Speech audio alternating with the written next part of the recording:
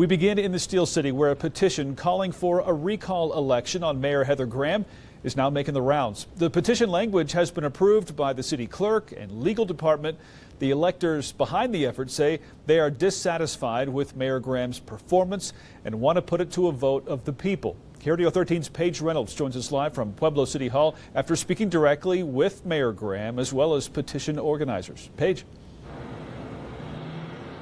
Bart, Mayor Heather Graham told me tonight she's not surprised a petition is circulating to get her out of office. However, she stands behind all the decisions she's made while in office.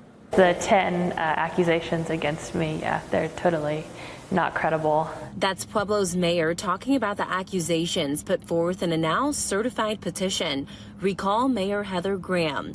They include alleged failures and omissions by the mayor, such as stripping funding from nonprofits, retaliation against opponents through the use of police and fire personnel, and entertaining illegal ordinances that eventually lead to the city paying unnecessary legal and attorney fees. It came to a head with the grocery tax, or the proposed grocery tax, because people are upset that it was even being entertained, especially in the socioeconomic climate that we have right now.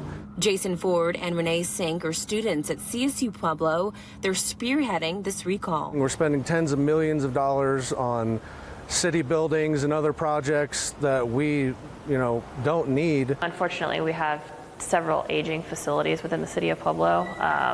Several of our employees, we have like 3 people working to 1 office space. This has been an ongoing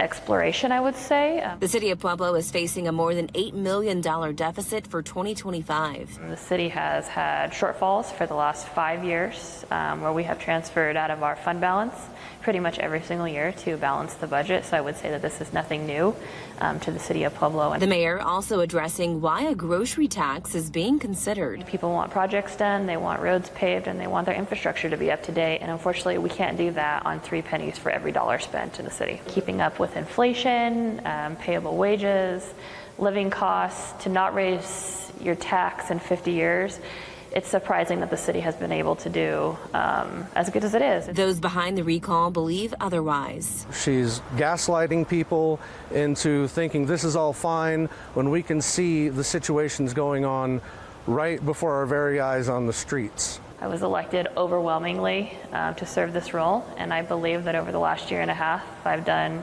and met all my campaign promises that I promised the voters. And so if cleaning up the city, providing accountability and transparency, and strengthening our public safety in the community, if people aren't satisfied with that, then sure, they can recall me. As for what's next, if the recall committee is able to obtain a little more than 6,000 signatures, the mayor would either resign or there would be an election to replace her. Reporting live in Pueblo, Paige Reynolds, KRDO 13.